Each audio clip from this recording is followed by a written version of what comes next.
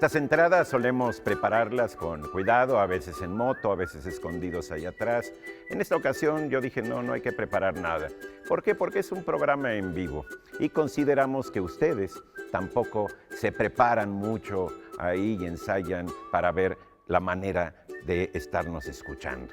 Bueno, pues resulta que la dichosa palabra comenzó con la acepción de esa palabra que tiene uno en la punta de la lengua y que no sale. Pero por culpa de mis compañeros, por culpa de nuestros productores, por culpa del equipo técnico y por culpa de todos ustedes, ha adquirido la connotación de dicha. Un año termina, pero hoy comienza la dichosa palabra.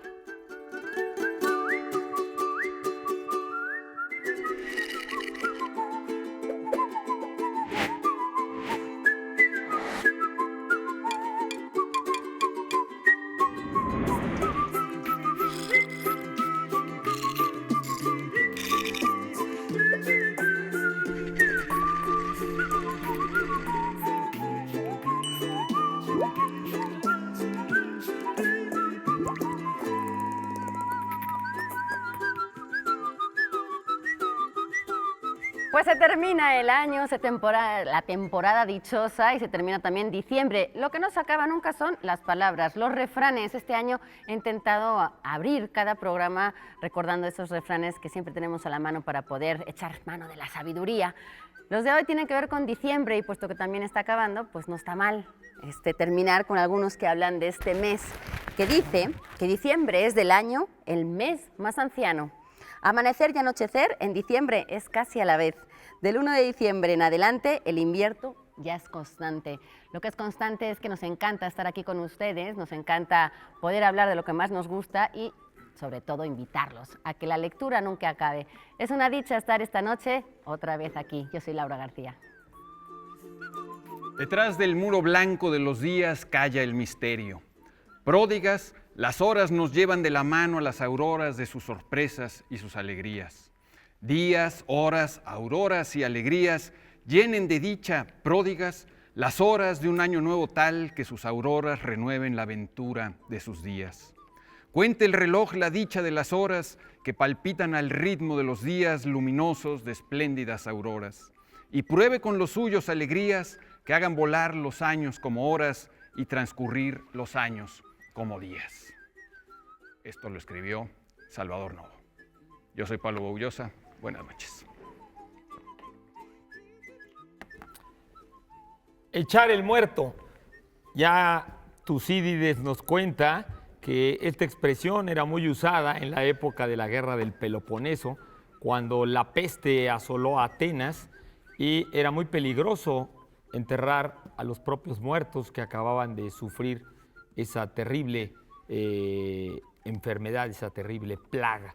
Y entonces era costumbre que muchas veces la gente, en lugar de encargarse de su deudo en el momento que moría de la plaga, se lo echaban al terreno del vecino, echaban el muerto al vecino. La expresión también la encontramos en la Edad Media española, cuando la corona de Castilla obligaba a un pueblo a que todos pagaran el entierro, la inhumación y el terreno en despoblado o donde fuera, para enterrar a una persona que apareciera, un anónimo, un asesinado o alguien que hubiera sido asaltado y que nadie conocía. Entonces el pueblo tenía que encargarse. Y entonces el pueblo lo que hacía era que iba y en la noche llevaban al muerto y se lo echaban a otro pueblo. Y decían echar el muerto. Espero que el año que viene, como vemos, esta expresión es muy antigua, pero la costumbre de no responsabilizarse por lo que hacemos y cargar a otro con nuestras penas, con nuestros trabajos o con nuestras culpas, sigue siendo muy actual. El año que viene, no le echen el muerto a otro. Soy Germán Ortega Chávez, ¿cómo les va? Muy buenas noches. Bueno, pues preguntamos en las redes sociales una pregunta realmente muy comprometedora. Comparte con nosotros, si los tienes, tus buenos propósitos para el 2018 relacionados con la lectura, con el estudio o con los idiomas. Nada de cosas así, aspiraciones gastronómicas, etílicas, sexuales, no, todos tranquilos, ni Gimnástica. tampoco ideológicas. Gimnástica. Dietéticas, sí, sí, dietéticas. Y bueno, ya están llegando sus respuestas y nosotros vamos a comenzar nuestros periplos por el laberinto de Dédalo de los significados. Hay una pregunta muy buena que hace Ivona Lelige, que dice, ¿cómo ven eso del uso de la X para el plural genérico? A ver, descifremos. A ver, la del género femenino va a empezar a tomar la palabra para defenderse. En realidad, la X es una de tantos símbolos que se están un poco proponiendo, usando, empezando a generalizar incluso bastante, para usar este género, digamos, neutro, por así decirlo, o sustituir el masculino genérico, que era como hasta ahora se utilizaba en hola a todos, ¿no? Y uno cuando llega a un lugar dice hola a todos y no especifica o no se pone a contar si hay más hombres o mujeres, y entonces empieza a utilizar ese masculino genérico en lugar de hola a todos y a todas, que es algo que aquí hace 2 sexenios se puso bastante de moda porque el presidente lo usaba mucho de queridos y queridas, todos y todas las mexicanos y mexicanas. Creo que empezaba con el femenino. Con el femenino, ¿cierto? ¿No? Además, empezaba con el femenino, todas un y poco todos, como sí. para... Y se utiliza igual Una la X cuestión. ahora de forma escrito, porque una cosa es lo oral y otra cosa es cómo se puede utilizar escrito. Esto todo tiene que ver con una cosa que se llama lenguaje inclusivo. Lo llaman los académicos, sobre todo esta corriente feminista, que intenta como equiparar que se haga más visible a la mujer a partir del lenguaje. El lenguaje sexista, que no es lo mismo que inclusivo o excluyente, habría que hacer una diferenciación. El lenguaje sexista es el que agrede, digamos, a la mujer, o el que lo hace sobre los términos femeninos, que es, aquí hemos hablado varias veces de eso, que es como el zorro, no es lo mismo que zorra, a llamarle a alguien gorda no es lo mismo que a alguien del género masculino decirle gordo, es decir, Mujer público, hombre público y mujer pública. y que tiene que ver mucho con este femenino que se defiende que haya, por ejemplo, cuando se habla de presidente y presidenta, ministro y ministra, músico y música, médico y médica, etcétera. Ha habido una serie de alarmas diciendo que el lenguaje era sexista. Sexista era que ponía al hombre por encima de la mujer. El inclusivo no tiene que ver con eso. El inclusivo tiene que ¿Prefieres ver... inclusivo que incluyente? Porque dijiste Pues no sé inclusivo. por qué sí. A mí y me sale incluyente. excluyente. Sí, porque Por así eso lo manejan los lingüistas. No sé por qué. A mí me suena, no sé, me suena nada más un poco más claro incluyente que inclusivo, ¿no? En este caso es intentar que no sea el género masculino el genérico, sino hacer algo que incluya a hombres y mujeres por igual. La academia ahí se defiende bastante diciendo que eso va en contra de la economía del lenguaje, que se entorpecería mucho el habla y que sería muy difícil comunicarse y entenderse. Lo que se propone entonces, en lugar de decir hola queridos y queridas, compañeros y compañeras, que es verdad que eso entorpece mucho el mensaje y distrae. En el lenguaje, digamos, escrito, a la hora de escribir, se han establecido una serie de propuestas que tienen que ver con utilizar el arroba, utilizar una X, utilizar una E como género neutro, para decir aquí están incluidos todos, los hombres O sea, y las la mujeres. A y la O. Antes ¿Y se ponía cómo estimado habría que barra leerlo? A, ¿no? Y para decir estimado, estimada cliente, por ejemplo. Y ahora se trata como de hacer este tipo de símbolos que O sea, en el lenguaje escribirías escrito podría. estimad X. Estimades o estimad XS. ¿Y Me cómo gusta lo más la- leerías? El problema es que no se puede leer. Me gusta más la Entonces, arroba, en todo Sí, caso. no, es un desastre. Sí. Es una cosa, bueno, en el año 2000, no sé, hace como 4 o 5 años, una serie de académicos, encabezados un poco por Ignacio Bosque, fueron como 26 de los 44 académicos los que firmaron un panfleto, una defensa, que criticaba este lenguaje inclusivo precisamente por eso, porque decía, nosotros no creemos que sea la manera de darle visibilidad a la mujer, nosotros no creemos que con esto se esté combatiendo. Del otro lado, y es muy respetable los dos lados, ojo, sí se dice que nosotros no nos damos cuenta que como hablantes estamos reflejando una ideología a través del lenguaje, que el lenguaje Sí. no es culpable, pero Sí, que la sociedad claro. sí tiende a hacer este tipo de, lo llaman micromachismos, que en muchos casos, y eso yo estoy totalmente de acuerdo, no somos conscientes de que se dan y que sí lo son. Claro, sí lo Entonces, lo son. que pasa es que dicen, ay, no, eso es exagerado. No, ojo, ese tipo de pequeñas piedritas que van entrando en Sí, un que botecito. crean son una los que- visión del mundo, crean Totalmente, lo reflejan, una serie de valores. lo sí, sí. representan. Entonces ha habido una serie de propuestas que han intentado como hacer eso que todavía no se hace de forma natural.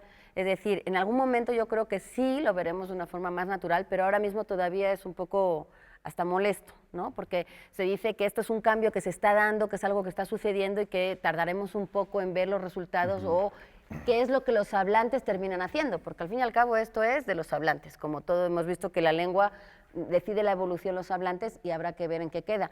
Lo cierto es que sí hay una corriente muy fuerte, muy poderosa, digamos, o muy visible, que intentan hacer eco de lo que está pasando con el lenguaje, que es reflejo de una sociedad. Ojo, el lenguaje no hay que culparlo Claro. tampoco. Sí. Ahora, Yo- pero el yo reflejo, quisi- ajá. en efecto, estoy de acuerdo contigo totalmente de que es un reflejo, es una proyección de una sociedad.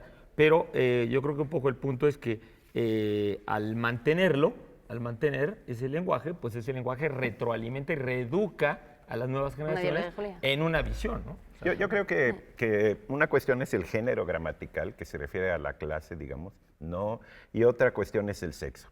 Es decir, ahí es donde está el gran equívoco. Hay en la universidad un departamento de estudios de género, en realidad debe ser de sexo, porque no se está refiriendo al género en el sentido gramatical, ¿no? Yo ahí recomendaría mucho como una extensión, digamos, a quienes nos están oyendo y quieren una discusión un poco amplia, bueno, al menos dura como media hora.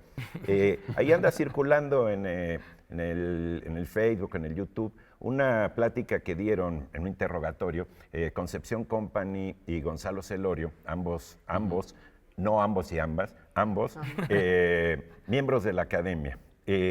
Y realmente las puntualizaciones que hacen ahí a mí me gustaron mucho. Eso fue cuando allá en el lejano principio Noviembre. de este mes estaba la FIL todavía. Creo que lo vi un día antes de que se cerrara la FIL. Sí, era parte de Es una las recomendación. actividades que hizo el Colegio Nacional y creo que es muy oportuno hablar, o por lo menos abrir lo que Sí. tú dices, el diálogo, el debate, ver un poco qué dice cada lado, porque es verdad que cómo estamos educando a los niños ahora será el reflejo de cómo sean en el futuro. Entonces, el lenguaje tiene mucha sí, sí. responsabilidad en eso y a lo mejor en algunas cosas pecamos de exageración, pero yo creo que justo en la exageración es cuando luego se logra llegar al término medio. Entonces, yo no dejaría en saco roto ninguna de las voces que salen a favor y en contra. O sea, yo creo que a los dos hay que escucharles muy atentamente porque siento que si bien en algunos casos nos brinca mucho y entorpece, yo sí estoy de acuerdo en que Sí, yo no entorpece, me siento sí. nada ofendida cuando dice hola a todos, yo me siento totalmente incluida, nunca Claro, me ha claro. saltado, ni me ha brincado, ni creo que porque hay en un lugar más mujeres que hombres, tengan que decir todas. A lo mejor falta de costumbre, no lo sé. Pero yo lo siento que hay veces que son demasiado, Sí. que van más allá. Pero en algunas cosas sí tiene una razón de ser muy oportuna, Sí. muy atinada y que nos deja pensando. Entonces mi invitación siempre es, Sí, también. pensemos en qué estamos educando o transmitiendo con nuestras Claro, palabras. por ejemplo, Sí, eso una es muy palabra. bueno. Vamos a la una- dichosa. Vamos ¿no? a la Y dichosa, si quieren, nada más. Luego quería ya comentar. sexualizamos el asunto. Viaje o relato de un viaje, en especial si culmina en el punto de partida, esto es muy clave. Circunnavegación. Viaje largo por muchos países, navegación por las costas de distintos territorios o trayectoria espiritual o accidentada de una persona. Es una palabra de origen griego. Por ahí tenemos. Tenemos dos chuladas para despedir el año porque pues, se nos han acumulado bastantes libros, así que hoy vamos a estar regalando muchos. Sí. Este es de Océano, El rapto del príncipe Margarina, de Mark Twain, que pues se quedó ahí en el olvido porque hubo algunas anotaciones en su diario que hicieron ver un poco esta historia que le contaba Mark Twain a sus hijas en las noches y lo rescató Philip Stead y las ilustraciones de Erin Stead. Entonces es una oportunidad para conocer esta historia que es muy particular y muy simpática. Y también de Salamandra, la mujer del camarote 10, que aquí vamos a ver de quién es de Ruth Ware, que cuenta la historia de, imagínense que un día son testigos de un asesinato y a la hora de denunciarlo nadie les cree. Eso pasa en este crucero, en el camarote 10, y esto le pasa a la protagonista. Así que dos buenas recomendaciones para terminar el año leyendo, que yo creo que es la mejor de las maneras de utilizar estas vacaciones. Y tenemos ejemplares de este libro de Andrés Neumann, a quien conocíamos sobre todo como narrador. Es un pequeño libro de poemas, muy bonito, publicado por Almadía. Me imagino que el diseño es de Alejandro Magallanes. Sí. Sí. Pues sí. Se le nota. Está muy padre. Qué bueno, ha creado un estilo. ¿verdad? Sí. Y también tenemos una suscripción anual, o sea, para todo el próximo año, a la revista Este País, que en su número de diciembre tiene un artículo muy bueno de Luis Carlos Ugalde, que es una pequeña historia de las reformas electorales, poemas de Alberto Blanco, Pedro Serrano. Alberto Blanco también escribe sobre arte, Joan Manuel Silva, Edmundo Berumen, María Luisa Puga. Muchísima suerte. Y para ustedes, de Jorge Eliezer Pardo, el pianista que llegó de Hamburgo, una novela que recibió el Premio Nacional de Literatura 2013 en Colombia, de Cangrejo Editores para ustedes. Bueno, y resulta que el tiempo se nos viene encima. Es que ya se va a acabar el año, entonces ahorita el tiempo es una cosa muy amenazante. Es casi. Y nos vamos a un corte.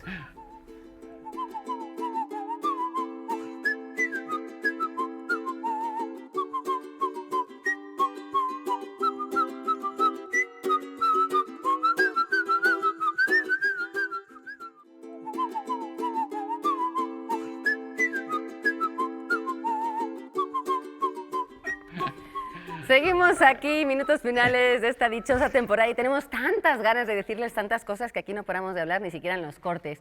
Pero bueno, ya habrá momento después para darle las gracias a todos ustedes, a todos los que han participado en esta temporada, pero todavía quedan unos buenos minutos para hablar de unas preguntas que desde ya les queremos agradecer que hayan mandado, porque sin duda han llenado este programa durante todo el año de muy buenas conversaciones. Esta, por ejemplo, la mandó Enrique Pérez y nos pregunta o nos pide que hablemos de Rómulo y Remo, así que directos nos vamos hasta Roma. Hasta Roma. Rómulo y Remo. O a Bueno, remar, no sé. Rema. Rómulo y Remo. Más rema.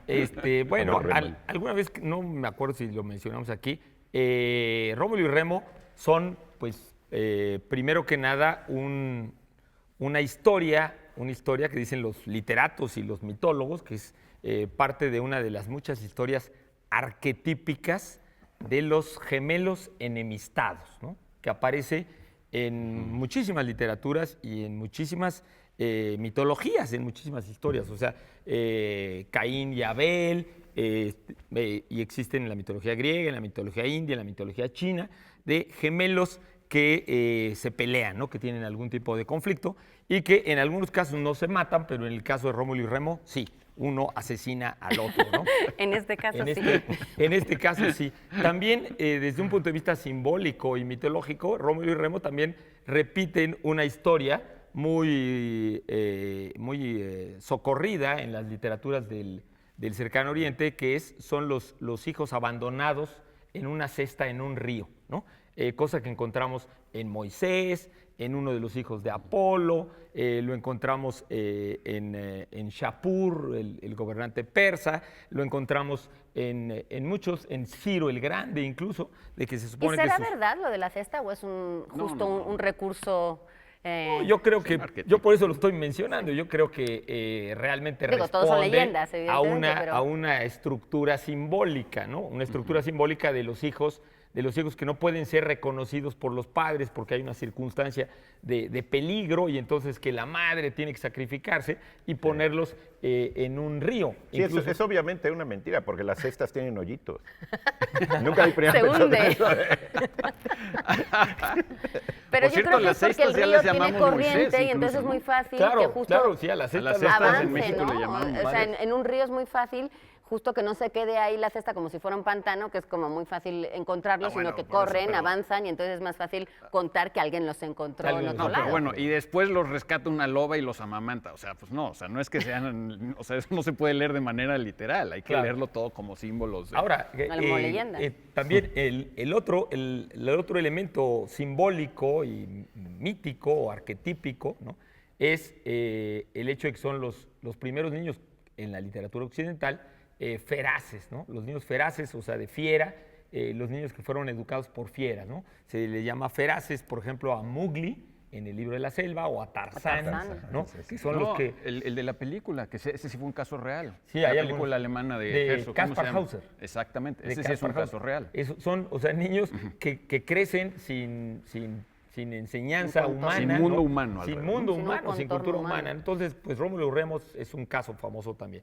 Ahora, Rómulo y Remo, los romanos, por supuesto que en la época clásica creían que habían existido. De hecho, Rómulo, pues es al que se le debe supuestamente el nombre de Roma, y Rómulo es el primer rey de Roma. O sea que los romanos incluso contaban que Roma había sido fundada por Rómulo en el 753, respecto a nuestro calendario, antes de Cristo.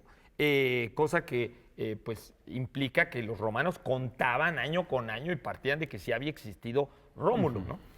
Hoy los historiadores creen que Roma sí se fundó cerca de esa época por las excavaciones y todo.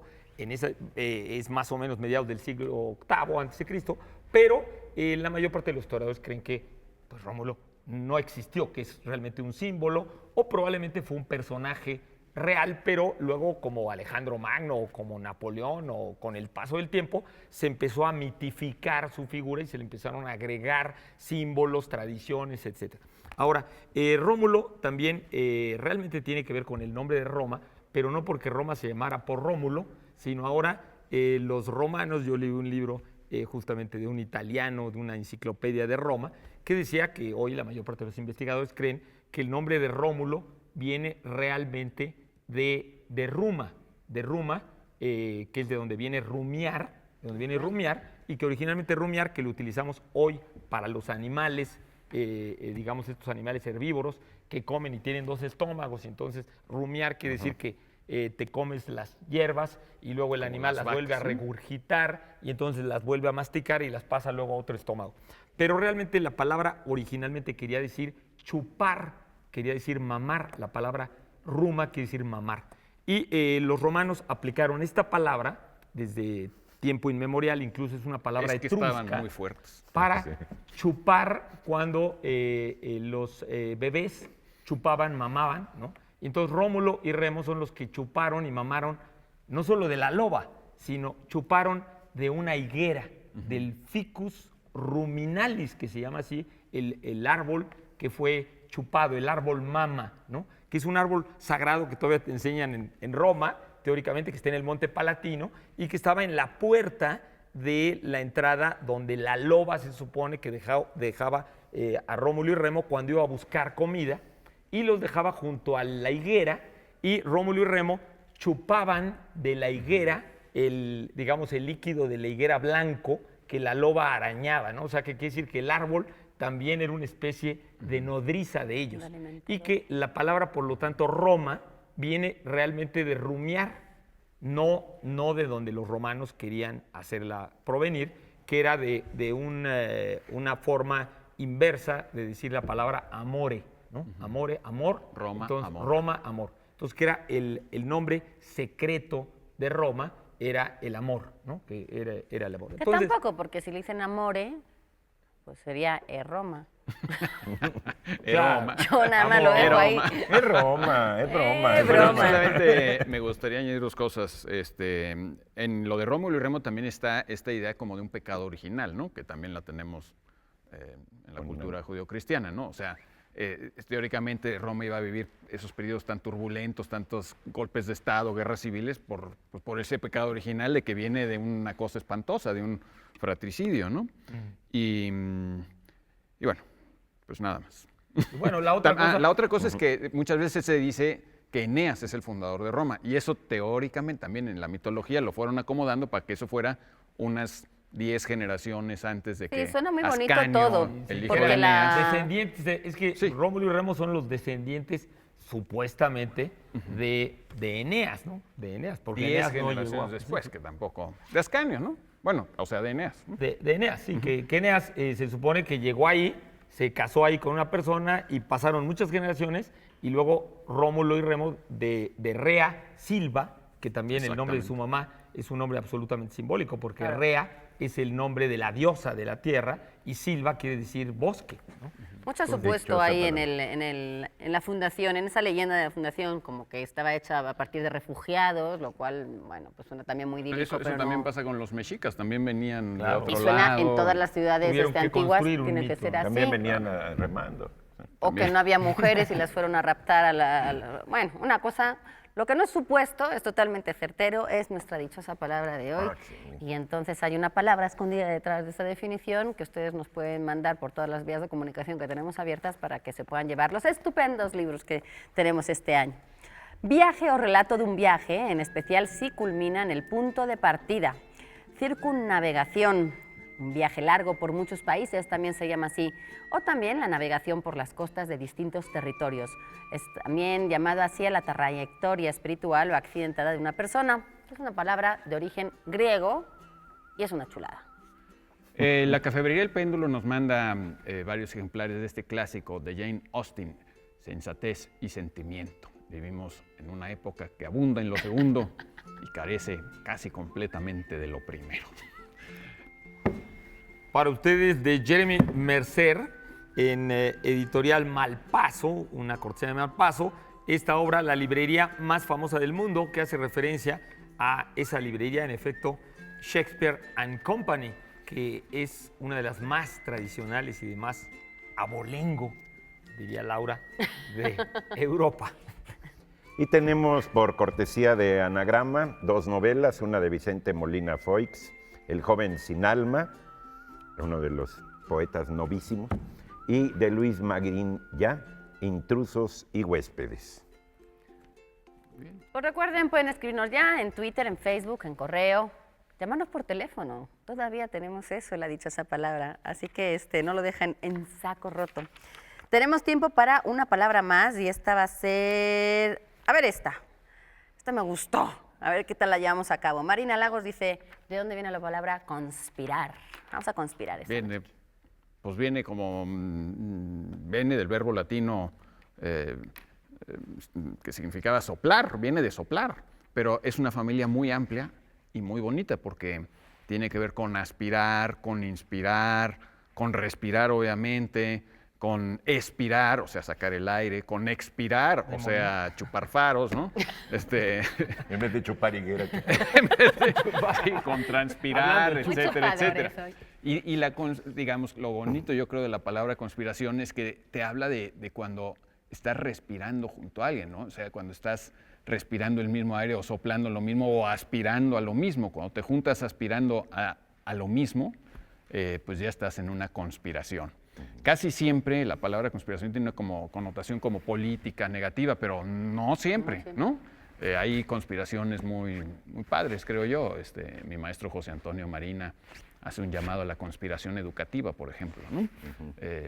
Pero sí, originalmente tenía que haber varirias personas, porque lo que sí, Sí, es entre varios. ahora se utiliza mucho, incluso con una persona puede conspirar contra otra, y por lo menos en No. la etimología ese No. con significa es un juntos. colectivo. Es un grupo, es un Tiene grupo. que haber muchas personas respirando juntas para poder haber una Uno solo no conspiración. puede conspirar. No, por lo menos etimológicamente no, ahora No, sí, sí. allá cada quien. La más famosa en México es la conspiración de Querétaro, Claro. de la Sí, de los corregidora, independentistas, ¿no? Sí. Sí, sí. Porque es Pero donde esa es usa una uno la conspiración conspiración. política, ¿no? Esa es política. Incluso se le pone el adjetivo, ¿no? Sí, Aquí sí, así podríamos es. conspirar contra, pues sí, como dice No, Marina, en favor, ¿no? a favor de la No solamente en educación, la contra, ¿no? lectura. Conspirar sí. a favor de la lectura. Sí. Así Hay lo dejamos. hay un programa de otro canal que se llama Los Conspiradores, es bastante bueno. ¿no? Saludos a esos 4 Sí, magníficos. son muy buenos los 4 conspiradores. Bueno, y ahorita un poco relacionado con eso, los psicólogos dicen que no hay nada emocionalmente que una más a las personas que cantar juntos, bailar juntos y estar en un coro, que estar en un coro es una conspiración, o sea que todo el mundo... Claro. Entonces la Sí, hay gente... Y luego, hay bueno, coros que mucho, parecen ¿no? conspiraciones. Y luego A además, favor de... pues recordemos que también de esa misma raíz y de esa misma metáfora del respirar juntos, pues está toda la idea de que el espíritu también, como dice la Biblia, sopla donde quiere, no sabes de dónde viene, no sabes a dónde va, pero así es la vida del espíritu. O sea, realmente el espíritu Compartir un espíritu. se ubica, claro, como algo invisible, pero que de todas formas es tangible de alguna forma, ¿no? Puede ser un viento como un viento más o menos rudo, como en los Hechos de los Apóstoles, con el Pentecostés y eso, pero puede ser, generalmente es nada más como ese soplo de vida. Homero todo el tiempo habla cuando alguien muere, pues dice, respira por última vez y adiós, ¿no? O sea, se le va el aire, ¿no? El último suspiro. Aquí Moderniar se supir, expira como el diría tiempo. Eso es lo Buñuel. que básicamente tenemos aquí en este programa. Todavía quedan 2 bloques más de este año. Vayan, pero nosotros nos queremos ir a un corte, no sin antes de hacerles una invitación. La dichosa palabra, sobre todo lo que tenemos es invitaciones para que sigan leyendo. Lo hemos hecho aquí y lo hemos hecho en otros lados. Vamos a ver dónde nos lo va a hacer ahora esta invitación Pablo Bullos. Otra vez yo.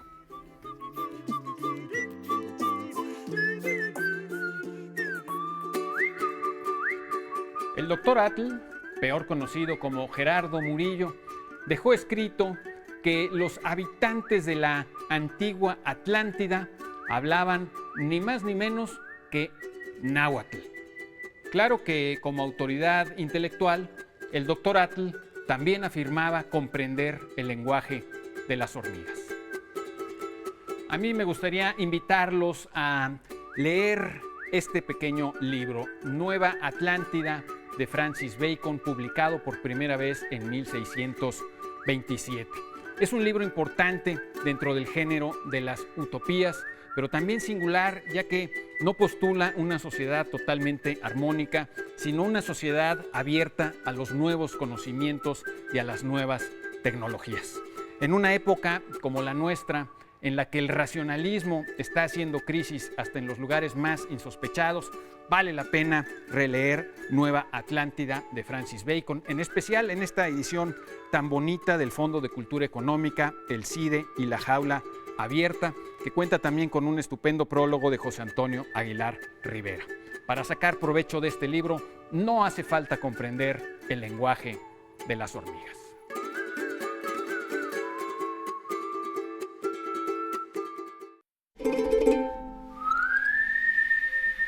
Arráncate, compadre.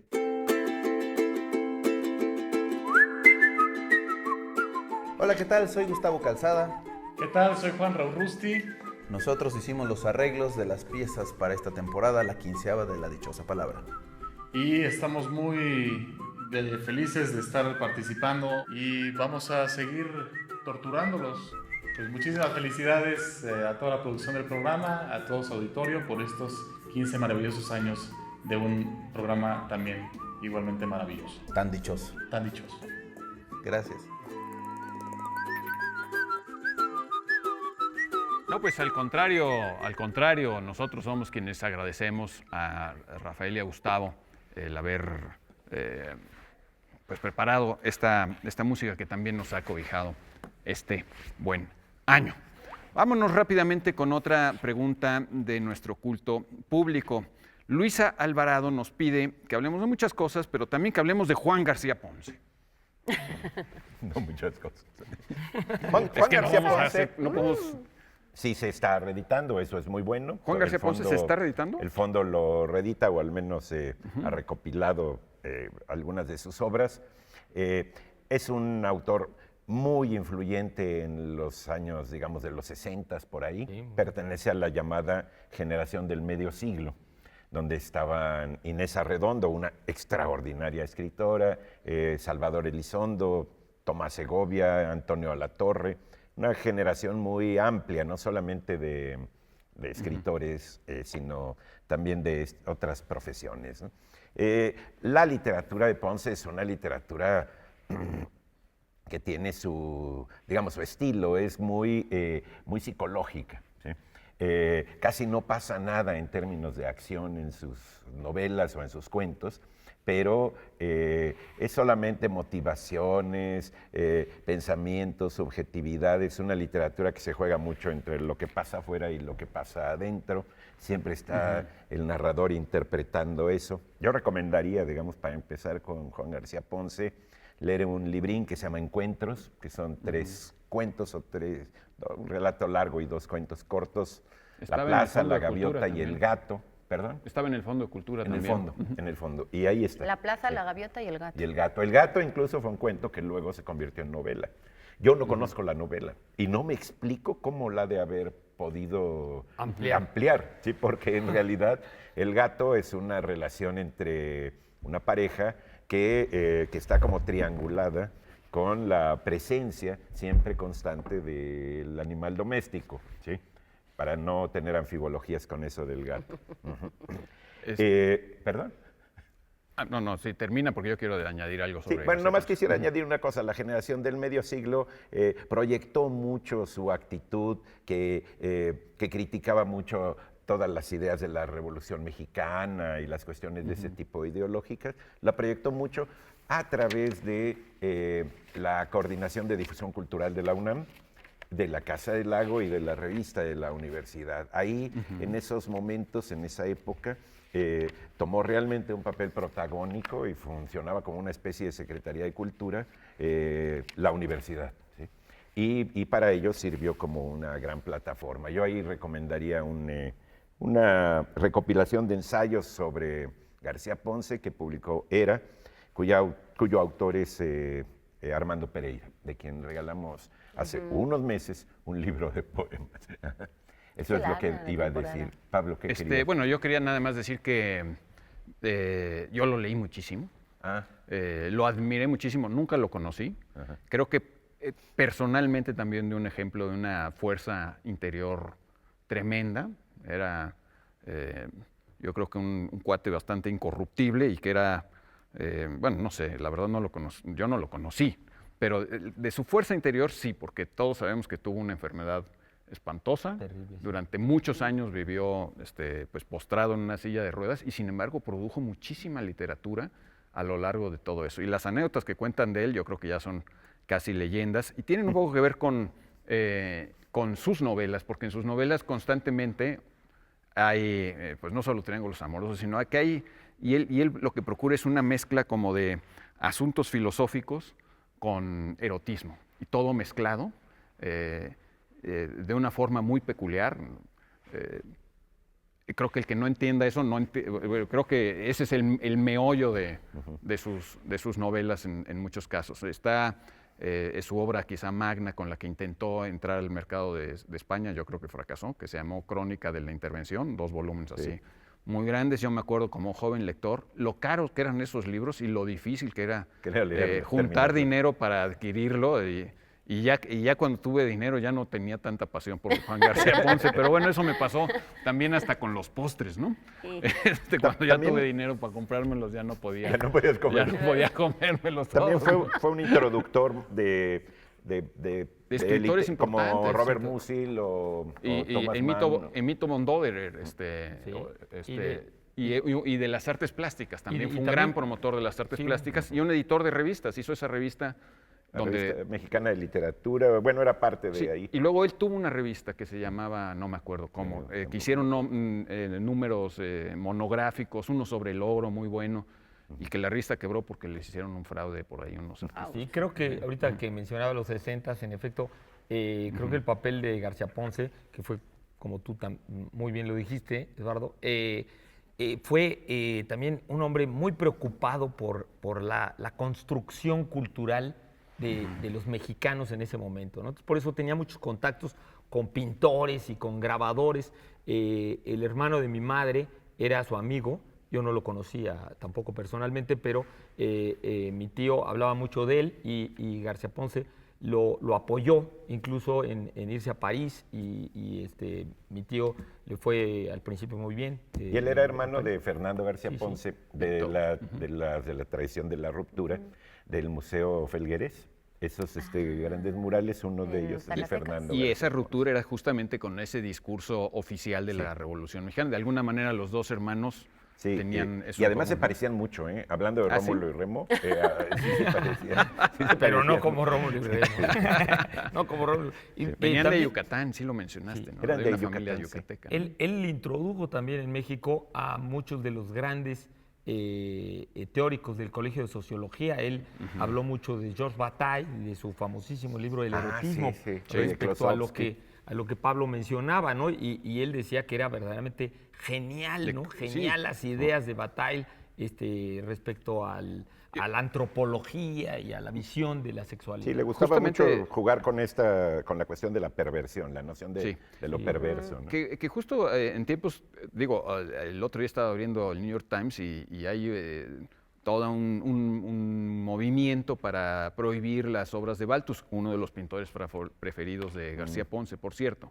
Yo caray, no sé no cómo sabía. habría encarado García Ponce esto que estamos viviendo, esta pues emergencia Escandalizaría mucho. pues de todo lo que estamos viviendo de defensa pues también de la dignidad de la mujer, que tiene un aspecto muy positivo, naturalmente, y que nos mete en problema, o bueno, yo me pregunto cómo lo viviría García Ponce todo eso, porque sus novelas fácilmente podrían ser tildadas incluso de pornografía. Bueno, lo que pasa es que también ahí ha cambiado mucho la concepción del mundo y de mil Sí, sí, cosas, sí. ¿no? Porque también eso lo hemos comentado aquí, de cómo ahora cosas que se les prohíbe casi a los niños o que se cuida mucho verlos, como eso nosotros hemos sido pues criados en un montón de literatura, de filmografía Sí. y un montón de cosas que en ese momento no se consideraban como algo ni siquiera ni peligroso, ni injusto, ni Sí. nada. Entonces, pues sí, Bueno, seguramente en ese momento tenía razón de ser. En este momento, quién sabe qué Sí. pasaría con esa manera de Exacto, abordar o los sea, temas. las obras de Balthus, ¿no? O sea, en O su el- momento... El fetichismo, tiene un artículo en la revista Artes de México, García Ponce, muy, muy largo sobre el fetichismo, increíblemente interesante, relacionándolo con literaturas de muy diferentes épocas y de muy diferentes países. Muy interesante. A mí me gusta mucho como ensayista. Sí, es muy bueno. Sí. Bueno, Un hombre muy inteligente. Ganó un premio de ensayo de anagrama, ¿no? O quedó finalista, por lo ahí menos. sí, ¿De ahí sí, no. Ponce? Sí, No, con su ensayo sobre Robert Musil, Dichosa precisamente. palabra. Perdón, ya me pongo a trabajar. Yo dije, pues alguien va a acabar con la conversación. No, Alguien va a soy yo, decir tengo algo. que Dichosa pasar palabra. a la dichosa palabra. Viaje o relato de un viaje, en especial si culmina en el punto de partida. Ahí les va la pista verdadera para la dichosa palabra. Ya la dijimos, Ya la Sí, dijimos. ya, pero en se ha otro mencionado. contexto, pero ya la mencionamos en este programa. Circunnavegación, viaje largo por muchos países, etcétera, etcétera. ¿Qué vamos a regalarles a los que conozcan esto? Bueno, este libro verdaderamente fabuloso para sus vacaciones, Quemar las naves, los cuentos completos de Angela Carter, con el prólogo de Salman Rushdie, para ustedes de Mantarray, de sexto piso, disculpen. Sí, miren, un librazo, muy bonito. Bueno, y también tenemos realmente un libro muy, muy atractivo de Adrián y Antonio Calera Grobet, de Mantarraya Ediciones, Hostería La Bota. Pase usted, una casa en el centro para todos. Hasta había una foto en la que está Laura García. Ya, por ahorita. Esta Que no es, pero... soy cliente frecuente. Esa no Es que no saben La Bota es maravillosa. La Es un gran paella, lugar. la paella que hace los domingos no tiene parangón. No tiene parangón la paella de los Parangón, domingos, bueno. hacen presentaciones de libros, Eso, son además grandes editan. activistas Y culturales. ha hecho hasta festivales de poesía, Sí, de poesía. lectura en voz alta. Sí. Gran es- espacio ahí al lado del claustro y en la calle San Jerónimo, que es peatonal y que se ha convertido en un gran lugar de encuentro y de celebración. Sí, porque sales de ahí y no te atropellan, como es peatonal. Pero tienes que salir a la calle igual. Claro, eso es lo... Tú lo has dicho, son grandes personajes de nuestra ciudad. Y queridos amigos, aquí un beso para los tres Calera. Nosotros aquí tenemos también más libros. Esta es la cuarta entrega de una colección que ya les venimos anunciando durante varios programas, una serie de eventos desafortunados de Lemony Snicket, y en concreto habla del aserradero lúgubre, que es Órale. bueno, ya hemos hablado de esta colección, así que no mucho más que añadir. Y aquí Isadora Moon sigue también con sus aventuras, en este caso es su fiesta de cumpleaños y que va al ballet, esta, digamos, colección de Harriet Muncanster, que habla de que Isadora, pues no, las niñas ya no quieren ser princesas, que diría Sabina, ahora quieren ser vampiras. Sí, es cierto. Ya no sabemos si se ríe de nervios o se ríe porque le da risa. Vamos a hacer una pausa para ir con nuestros valientes patrocinadores y volvemos aquí a la dichosa palabra.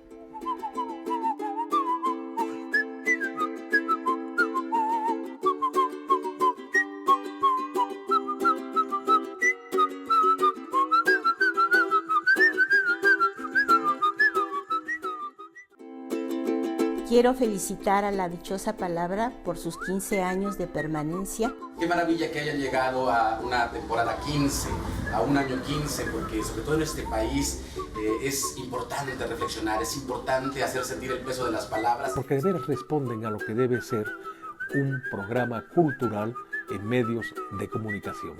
De suerte que este es uno de los programas fundamentales en la televisión, llamada cultural, pero también en la otra.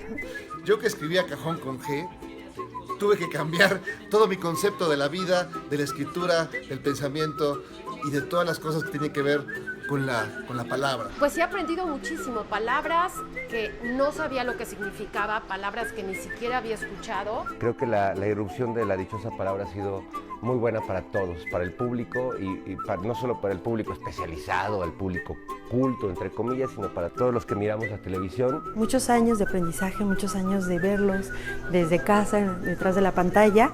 Bueno, para mí La Dichosa Palabra está vinculada con algo que necesitamos profundamente hoy en nuestra sociedad, recuperar la confianza en las palabras. Quiero felicitar a La Dichosa Palabra por sus 15 años de dicha ininterrumpida, por acompañarnos en nuestras casas, tanto en México como en el extranjero. A lo largo de 15 años, La Dichosa Palabra ha tenido la virtud de convertirse en un diccionario abierto del idioma. Un programa como La Dichosa Palabra nos ha demostrado que las palabras se encuentran vivas, que tienen muchas maneras de definirse, que podemos hablar de ellas, discutirlas, que todas ellas tienen historia y no solo eso, tienen vida íntima.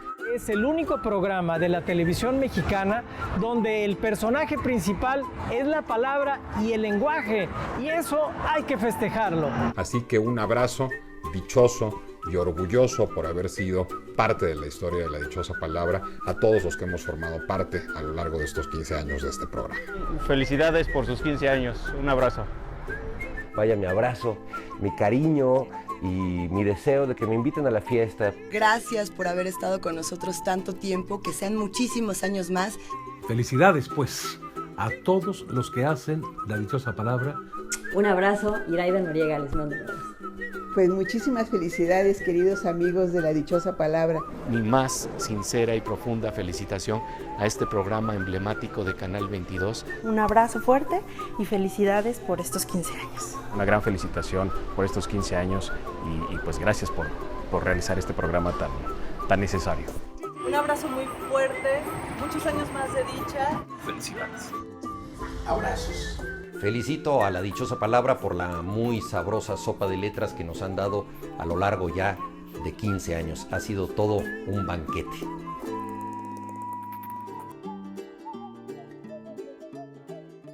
En este universo todo cambia, todo se mueve, todo es cíclico, todo empieza y todo termina. Estamos en esta última sección de La Dichosa Palabra, acercándonos a los últimos momentos de este año y de esta temporada de nosotros en la que celebramos 15 años, muy contentos, muy satisfechos y también muy contentos con ustedes, que son los que hacen este programa. Seguimos unos cuantos minutos para podernos despedir, como debe de ser, de todos ustedes. Bueno, tenemos unas palabras más. A ver, nos pregunta Enrique Parada que si podríamos hablar de chaleco. Está bien, ¿no? Mira, hablar a chaleco es una palabra muy apretada, que puede uno recortar, ¿sí? Puede uno quitarle las mangas. Es un símbolo de ahora en la moda de identidad entre septuagenarios. No hay septuagenario que no traiga su chaleco abullonado, ¿sí? Es de origen turco, ¿sí? Y también sirve como salvavidas y como antibalas. Hay chalecos salvavidas y chalecos antibalas. Ay, ¿de veras? Sí, yo lo dije, esa palabra yo pensé que nos la iban a preguntar a chaleco y ya está respondida. Ahora sí. Qué bárbaro, qué resumen, más. Qué brevedad. Oigan, pero además hay una cosa muy bonita del chaleco y es que a veces va por dentro y a veces va por fuera. Es decir, el chaleco sirve para como moda y vestuario bonito. Símbolo identitario de septuagenario. Pero también abriga, también protege de las balas y demás. Y eso en muchos casos se lleva por dentro porque no se quiere enseñar. O va encima también de la camisa, pero abajo de una chamarra, de un saco, ¿no? O sea, según la moda. Y bueno, muchos dicen que el origen del chaleco, que es antiquísimo, incluso podemos hablar de hasta en la época de los asirios y de los romanos. Y yo que ya había recortado la palabra.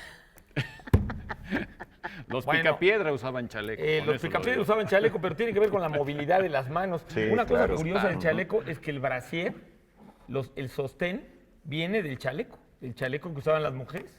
Es una evolución del chaleco. Pero lo importante del brasier no es de dónde viene, sino a dónde va. ¿Dónde queda? Ese es Pablo Orgullosa, muy bien. Mejor ya da la dichosa palabra. La dichosa palabra de esta noche, es viaje o relato de un viaje en especial, si culmina en el punto de partida, que es lo que estamos haciendo aquí. Circunnavegación, viaje largo por muchos países, navegación por las costas de distintos territorios, trayectoria espiritual o accidentada de una persona. Palabra de origen griego, un periplo como el nuestro aquí con ustedes, que ha sido un periplo estos 15 años. Queremos darle las gracias a muchísimos de ustedes. Laurita nos va a dar algunos datos de este periplo. Este periplo no sería capaz sin todos ustedes y por eso queremos dar las gracias no solamente a las 130 y tantas preguntas que hemos logrado responder de todas las que han llegado, que han sido muchas más, así que muchísimas gracias por haber participado. Un buen diccionario? 90,000 preguntas. Sí, como 90,000, pero ahí vamos, temporada a temporada la vamos poco a contestar poco. todos, ustedes no desesperan, ténganos y luego paciencia. repetimos algunas que ya sé. Y sobre todo gracias a las redes sociales hemos podido estar mucho más en contacto a todos ustedes, gracias a la gente que también ha manejado esas redes sociales, que ha hecho una gran labor, y nosotros ya somos 111,000, más de 111,000 personas en Facebook y más de 68,000 en Twitter, y nos da harto gusto estar en comunicación con todos ustedes, así que muchísimas gracias a todas las personas también que han dado testimonio y que nos han estado felicitando y acompañando en esta temporada 15, que la verdad es que ha sido una gozadera, incluso sin haber tenido un vals, porque no hemos tenido un vals, chicos. Yo nada más dejo eso en el aire. Si ahora quieren, saliendo de aquí, empezar a bailar, pues cada quien que lo haga en su casa, pero gracias a las editoriales que también han participado con todos esos libros y gracias a todo el staff, ¿no? Pablo, que ha estado aquí, esta producción maravillosa que nos ha acompañado en este año. Gracias a todo el staff, gracias a Carolina y a Fernando de Producciones con Sentido, porque verdaderamente le han dado un nuevo sentido a esta temporada número 15. Gracias a Gina, gracias a Omar, gracias a las chicas de vestuario y maquillaje. Y por supuesto a todo el equipo. Muchísimas personas están aquí atrás de nosotros. Pues que estén adelante, y que ahora, ¿no? Vengan, sí. ¿Por qué no vienen? Que se atrevan, para que veamos que aquí somos muchos los que trabajamos aquí atrás. Y nos estamos reproduciendo. Y muchos que no ven ustedes y que nunca ven, pero que le tenemos este programa. Hola, hola. Algunos, porque hay muchos que están todavía en cabina y que todavía no se pueden despegar de la cámara. De parte de todos los que hacemos este programa, un feliz año nuevo, pásenla muy bien mañana, no se atraganten con las uvas, pero sobre todo festejen. Exactamente, y les deseamos que sobre todo regalen mucho tiempo a la gente a la que quieren y la gente que los ama. Kilo, Torres, Barry, que no podía estar acá, Omar, que tampoco puede estar acá, también están aquí con nosotros. Sí, un abrazo. Todos un estupendo 2018. Un muy feliz año nuevo. Gracias. Aquí la dichosa palabra.